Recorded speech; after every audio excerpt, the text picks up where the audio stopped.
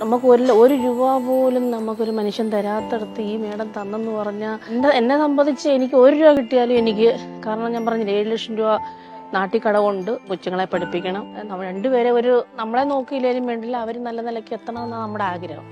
വീട്ടിലെ ദാരിദ്ര്യം കാരണം പഠിക്കാൻ പറ്റാതെ പോയതിന്റെ പേരിൽ നേരിടേണ്ടി വന്ന പ്രയാസം തങ്ങളുടെ മക്കൾക്കുണ്ടാകരുതെന്ന നിർബന്ധത്തിൽ കടൽ കടന്ന 25 അമ്മമാർ.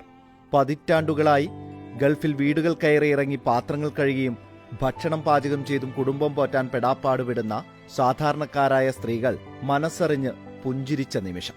തുച്ഛമായ വരുമാനത്തിന് തൊഴിലെടുക്കുന്ന 25 അമ്മമാരുടെ പെൺമക്കൾക്ക് പഠിക്കാനായി 1 ലക്ഷം രൂപ സമ്മാനിച്ചുകൊണ്ട് പ്രവാസി സംരംഭകയും കണ്ണൂരുകാരിയുമായ ഹസീന നിഷാദാണ് ലോക വനിതാ ദിനത്തിൽ കയ്യടി നേടിയത്. ചിലവർ വിദ്യാഭ്യാസം ഇല്ലാതെ ഇവിടെ വന്നിട്ട് ബുദ്ധിമുട്ടുന്നുണ്ട്. അവർ കഷ്ടപ്പെട്ട് ചെറിയ ശമ്പളത്തിന് ജോലി ചെയ്യുന്നത്. അപ്പൊ അവരിവിടെ വരുന്നത് അവരുടെ കുട്ടികൾക്ക് നല്ല വിദ്യാഭ്യാസം കൊടുക്കുക. അതുകൊണ്ട് അവർക്ക് ആ വിദ്യാഭ്യാസം ഇല്ലാത്തതുകൊണ്ടാണ് ഇവിടെ വന്നിട്ട് കഷ്ടപ്പെടുന്നത്. അവർക്ക് ആ ബുദ്ധിമുട്ട് ഇല്ലാതിരിക്കാൻ വേണ്ടിയിട്ട് അവരുടെ കുട്ടികൾക്ക് എന്തെങ്കിലും ഒരു സഹായം. ഹസീന നിഷാദ് മകൾ ഹനാൻ അൽമിറയുടെ പേരിൽ ഏർപ്പെടുത്തിയ സ്കോളർഷിപ്പ് ഷാർജയിൽ നടന്ന ചടങ്ങിൽ ഭർത്താവ് നിഷാദ് ഹുസൈനും മകളുമൊപ്പം ചേർന്ന് വിതരണം ചെയ്തു. തികഞ്ഞ അഭിമാനത്തോടെ നിറകണ്ണുകളോടെയാണ് രക്ഷിതാക്കൾ പലരും മക്കളുടെ പേരിലുള്ള സ്കോളർഷിപ്പ് ഏറ്റുവാങ്ങിയത്.